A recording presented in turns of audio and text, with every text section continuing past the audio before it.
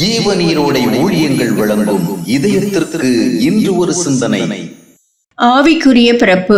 தேவனால் அனுப்பப்பட்டவன் மோசே. தேவனுடைய வார்த்தைகளை நேரடியாக கேட்டு ஜனங்களுக்கு சொன்னவன் அவன். ஆனால் தேவனுடைய ஜனங்கள் என்ற பெயரினை பெற்றவர்களில் வெகு சிலர் மட்டுமே அவனுடைய வார்த்தைக்கு செவி கொடுத்தார்கள். தேவனிடமிருந்து புறப்பட்டு வந்தவர் இயேசு. தேவனிடம் கேட்டவைகளை மட்டுமே உலகத்திற்கு சொன்னவர் அவர். ஆனாலும் ஆபிரகாமின் சந்ததி என்று பெயர் பெற்ற எல்லாருடைய இதயங்களும் அதை ஏற்கவில்லை. எல்லாருடைய இதயங்களும் தேவனுடைய வார்த்தைக்கு இசைந்து விடவில்லை. ஆம், தேவனால் அனுப்பப்பட்டவர் பேசினாலும் தேவனால் உண்டானவர்கள் மட்டுமே செவி கொடுத்து சேர்வார்கள். ஆவிக்குரியவர்கள் என்ற பெயரை பெற்றாலும் எல்லோரும் ஆவியினால் பிறந்தவர்கள் அல்ல.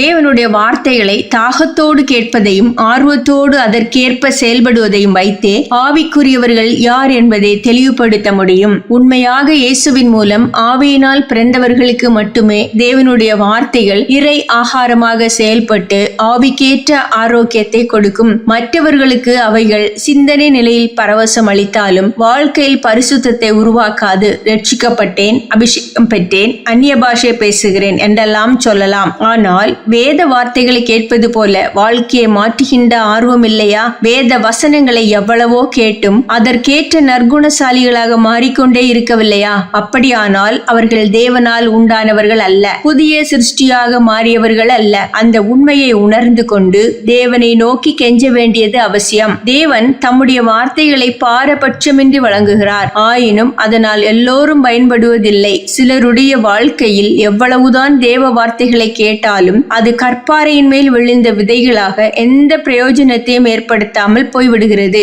மறுபடியும் பிறத்தலாகிய ஆவிக்குரிய அனுபவத்தை பெற்றவர்களின் இருதயம்தான் தேவனால் தரப்பட்ட புது இருதயமாக இருக்க முடியும். அந்த இருதயம்தான் தேவ வசனத்தை கேட்கத்தக்க ஆவிக்குரிய பக்குவமுடையதாக இருக்க முடியும். சிந்தனைக்கு: வேத வசனங்களை சுவரில் எழுதினால் வீடு அழகு பெறும், இதயத்தில் எழுதினால்தான் வாழ்க்கை அழகு பெறும். வேத வசனங்களை சுவரில் எழுதினால் வீடு அழகு பெறும், இதயத்தில் எழுதினால்தான் வாழ்க்கை அழகு பெறும்.